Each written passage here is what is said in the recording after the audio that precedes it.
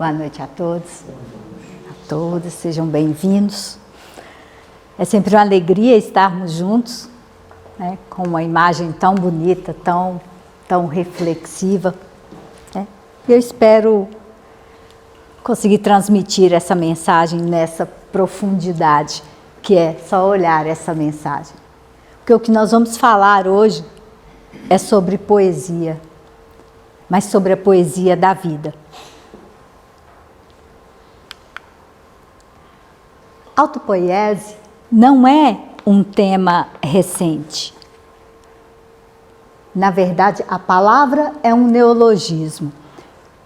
Maturana, Humberto Maturana e Francisco Varela, que foi seu discípulo, foram dois biólogos chilenos que, depois de muitos estudos dentro do Brasil e fora, eles se fizeram algumas perguntas que os estavam incomodando muito.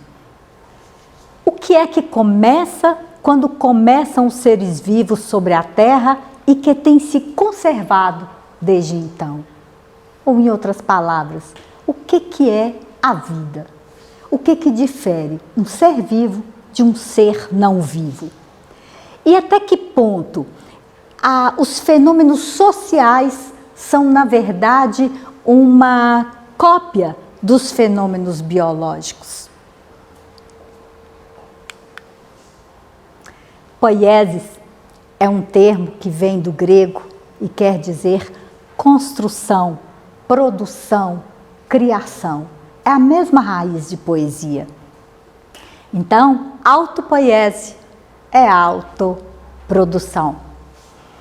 Esse termo surge pela primeira vez em 74, depois de eles escreverem esse livro em espanhol, depois ele foi traduzido, mas especialmente quando fizeram um artigo junto com Uribe, Varela, Maturana e Uribe, para definir esses seres vivos como sistemas que produzem continuamente a si e recompõem continuamente os seus sistemas desgastados.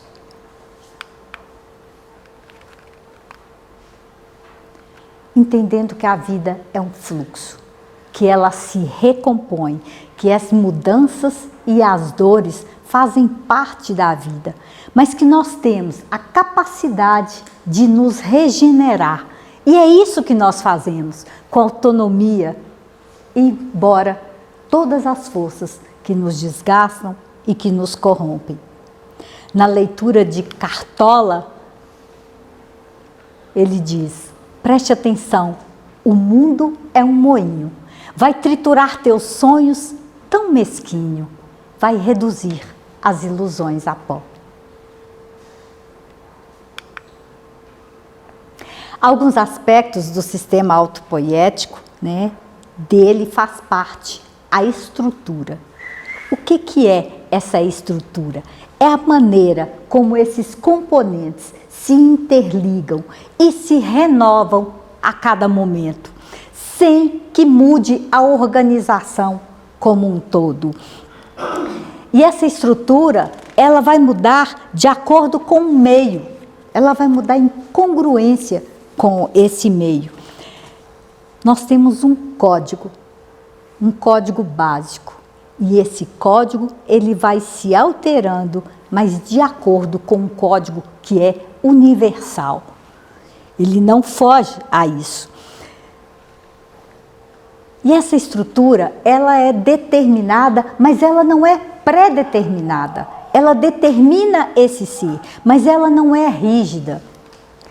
Ela permite essa mudança, ela é circular. Eu construo, eu me alimento e me reconstruo. Eu me alimento e me reconstruo. E dentro da mudança que essa estrutura faz, ela faz dentro de uma organização. E essa organização é que é a determinante de definição. Ou seja, eu posso ir me construindo, mas eu não deixo de ser eu. Se você pensar, pegue uma foto sua quando era criança. Você não tem mais nenhuma célula daquelas com que você nasceu. Mas você ainda se reconhece e é reconhecida naquela estrutura. Ou seja, a organização permaneceu a mesma, embora a estrutura tenha se renovado. Porque essa estrutura é uma determinante operacional. Essa organização, ela vai identificar esse sistema, né, e dizer como ele está configurado. E vai mostrar como essas partes se interagem para que isso funcione. Num exemplo, pense numa mesa. A mesa como num exemplo com um ser não vivo. Uma mesa. Se eu corto as pernas da mesa, a mesa continua sendo mesa. Se eu substituo um tampo retangular por um tampo circular, ela continua sendo uma mesa. Mas se eu separo as pernas do tampo da mesa e desestruturo isso, eu não identifico mais essa organização. Eu desestabilizo essa organização. Nos seres vivos é a mesma coisa. Quando essa estrutura chega a um ponto de se desorganizar, é a falência do ser, é a morte do ser vivo.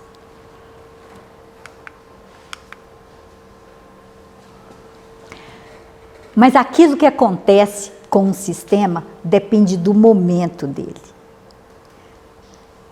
Voltando à questão da criança, o alimento, quando é dado a uma criança de uma forma gradual, ela já tem todos os sistemas dela prontos, mas ela tem que ser introduzido de uma forma gradual àquela alimentação, para que ele se acostume, aquele organismo se acostume com cada introdução de algo que vem de fora e se adapte àquilo. Para impedir que esse organismo se desestruture e chegue ao limite da tolerância. Os seres vivos são sistemas autossustentáveis por natureza. Por quê? Por causa dessa capacidade deles de se regenerarem e de recomporem seus próprios componentes ao longo do tempo, sem perder a estrutura, sem perder a função. Mas nós podemos pedir a Raul que conte isso para nós, né? O Toca Raul, eu prefiro ser essa metamorfose ambulante do que ter aquela velha opinião formada sobre tudo. Essa é a leitura dele. Há uma autopoiese traz como um dos conceitos o acoplamento estrutural. Se você pensar num sapato, é exatamente o que acontece. O sapato se adapta ao seu pé e seu pé se adapta ao sapato. Isso é tão verdade que depois de algum tempo você olha para o sapato e tem exatamente a forma do pé, a forma do seu caminhar, sua pisada está marcada no sapato. Porque o meio vai produzir mudanças na estrutura e a estrutura vai, por sua vez, também ser alterada. E isso se forma de uma forma consensual entre estrutura e meio externo. E esses organismos se interagem. A conduta de um é sempre uma fonte de resposta para o outro. Nós estamos falando de uma ação e de uma reação, sempre. Mas são eventos que são transacionais, eles acontecem também com recorrência.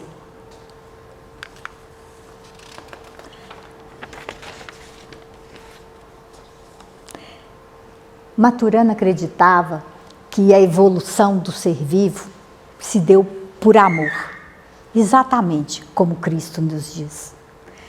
Que foi por amor que os indivíduos entenderam que eram preciso colaborar entre si.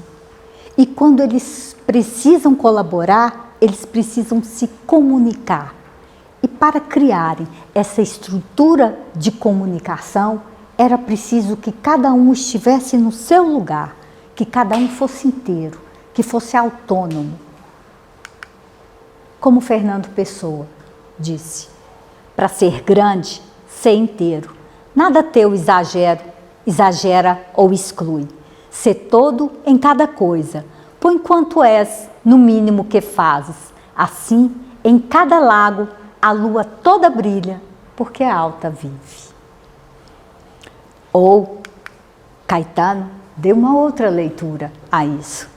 Onde queres revólver, sou coqueiro. E onde queres dinheiro, sou paixão. Onde queres descanso, sou desejo. E onde sou só desejo, queres não.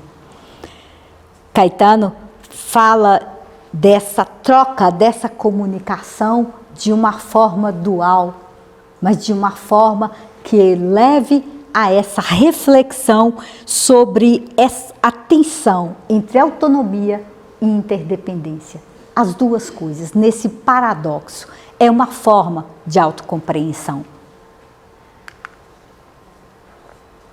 Essa noção de autopoiese, ela foi muito além da biologia. O que começou, o próprio Maturana já percebia isso. Embora ele fosse um biólogo, né, ele percebeu que ao longo do tempo isso foi se aplicando a muitas coisas na vida. E olha lá, alcançou a sociologia, a psicoterapia, a administração, a antropologia, a cultura organizacional, inclusive os instrumentos de TI.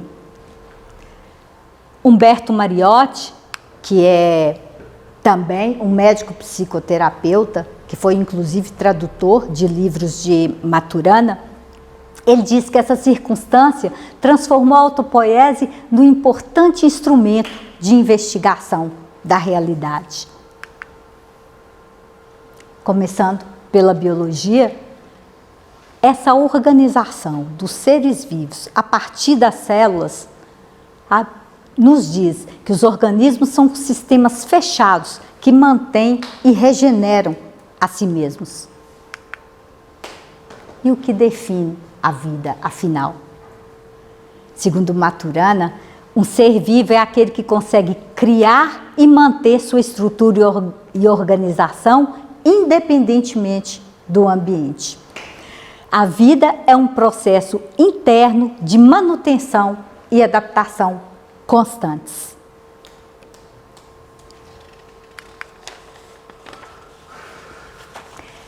Alcançando a psicologia e a neurociência, a mente, que é do espírito, e nós entendemos isso aqui, como um sistema que constrói sua própria realidade, que é autossustentável, ele vai criar suas próprias estruturas de significado. Então, essa interpretação do mundo externo vai ser de acordo com sua organização interna. Cada um vai fazer uma leitura de acordo com aquilo que alcançou, de acordo com aquilo que sabe, com aquilo que conhece, com aquilo que está posto para ele. Na neurociência, tanto a mente como o cérebro mais físico, né, são vistos como capazes de moldar e transformar suas próprias conexões neurais. Fala-se tanto em neuroplasticidade, vem daí esses conceitos se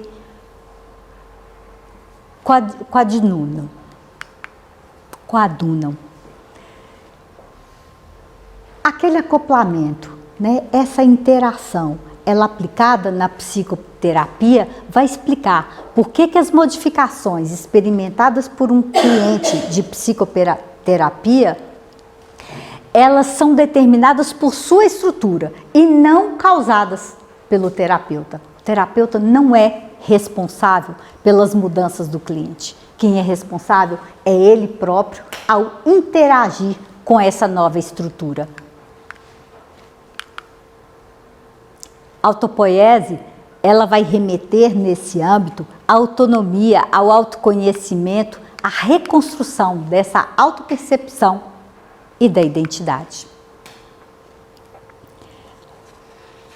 O silêncio e a expressão na luta do indivíduo para se manter íntegro diante das forças internas é uma forma de reação a esse meio externo, é uma forma de adaptação a esse meio.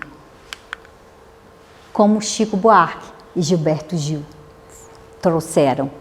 Quero derramar o meu sangue até que alguém o estanque. Como beber dessa bebida amarga, tragar a dor, engolir a labuta? E esse alinhamento do eu com o mundo, né, essa autossustentação, esse equilíbrio, nós vamos sempre buscar esse equilíbrio, vamos buscar o que se chama de homeostase, que é um equilíbrio móvel.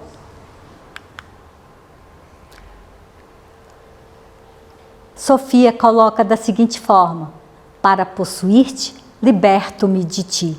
Guarda tua ausência em mim e perco-te, para que sejas como nunca foste, meu. É quando se entende essa integração e não se apega.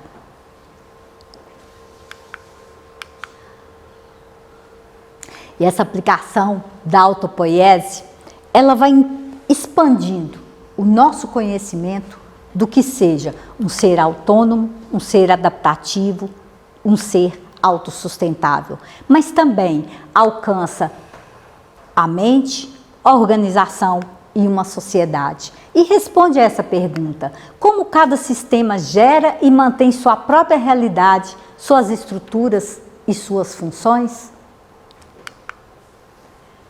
Aparece a autopoiese aplicada em várias coisas, na sociologia e nas ciências sociais. Niklas Luhmann trabalhou muito isso, um sociólogo, né?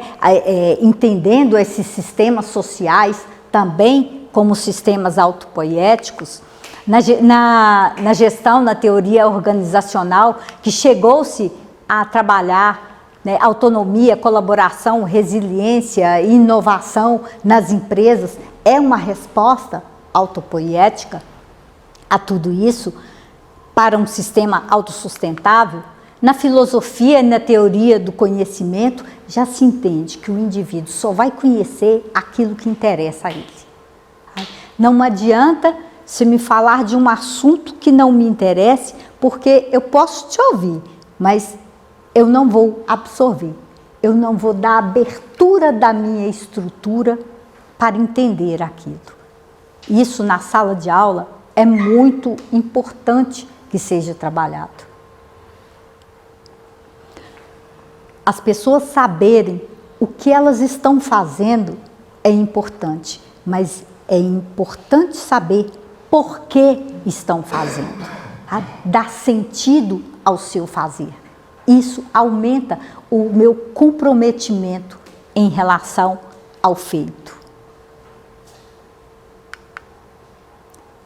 E até na inteligência artificial e nos sistemas complexos, trabalha-se para que esses sistemas eles possam se adaptar e se autogerir muito além das regras, que eles possam dar respostas para perguntas que ainda são situações novas.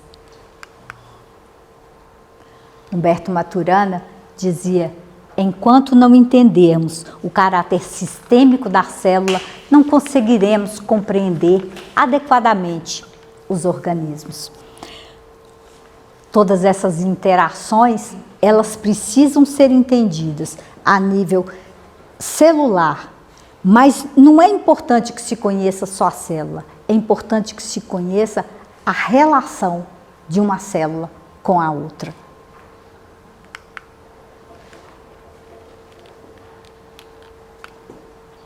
Irmão Green diz que o espiritista deve alcançar a importância do espírito, da sua inteligência, do contínuo processo de se autoconstruir e de ser construtor do universo. Portanto, ele é autor, ator e portador dessa cultura imaginante, do seu poder de mente concípio, essa mente que concebe. E através desse campo mediúnico, da dimensão perispirítica, da composição corporal, do seu sistema celular inteligente, ele é continuamente imagiante. Irmão Green vem nos dizer que nós somos capazes de alcançar muito mais e que somos os responsáveis pelo que alcançamos. Nós e somente nós. A autopoiese vem com uma boa dose de paradoxos. Mas entender esses paradoxos, para entender essa condição, ela tem que ser entendida dentro de um espectro complexo, de relações complexas, e não de uma relação simples e causal. Por exemplo, num primeiro paradoxo, um sistema autopoético é ao mesmo tempo produtor e produto. Enquanto eu estou me refazendo, eu estou me produzindo. Num segundo paradoxo, eu tenho que, ao mesmo tempo em que eu sou independente, em que eu sou autônoma, eu também dependo dessa informação, eu também dependo de uma alimentação, de uma nutrição externa.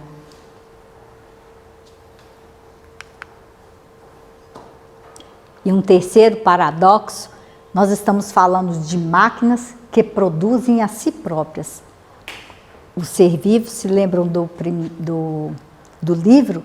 O livro falava disso, máquinas vivas. Quando as máquinas começam a produzir a si próprias, nós estamos falando de um sistema que é circular, porque todas as outras máquinas produzem coisas diferentes de si.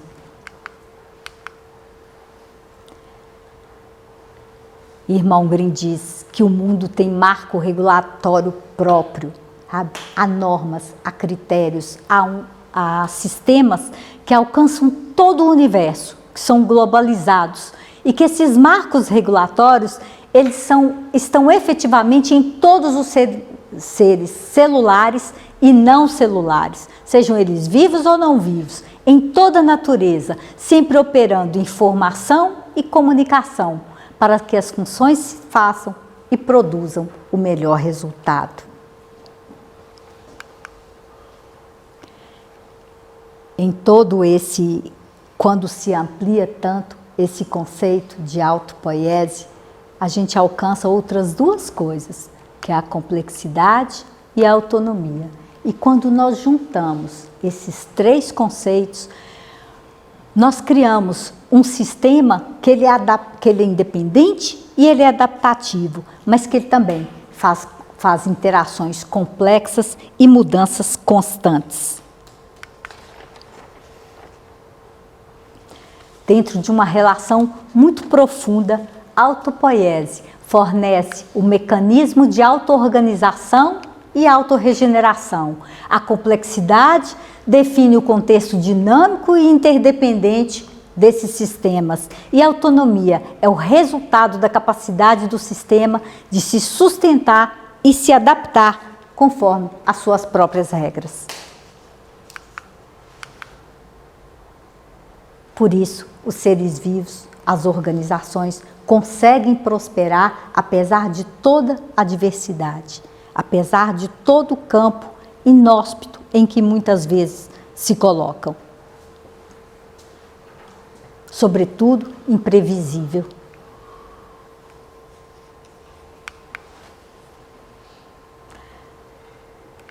Jorge Luiz Borges fala que somos o rio, assim ele interpreta. Somos o rio e somos aquele rio. Sua face inconstante permanece, mas o rio, aquele rio, é sempre outro. As águas não passam, a mesma água não passa duas vezes debaixo da ponte. E irmão Grimm, nessa reflexão maravilhosa, ele nos lembra quem é que foi e não será aquilo que é e não quer ser. Parece um trocadilho, mas faz todo sentido. Quem é que foi aquilo que não quer ser? Quem é que foi aquilo que é, que se manteve? Quem é que não será aquilo que não quer ser? Quem é que não será aquilo que é? Bem, era isso que eu tinha para trazer para vocês. Que a gente reflita sobre o que nós estamos colocando na nossa estrutura, como nós estamos compondo a nossa estrutura, e o que nós estamos trazendo, absorvendo, através da nossa membrana, abrindo os nossos limites para receber. Tá? Muita paz, muito amor para todos nós. Muito obrigada.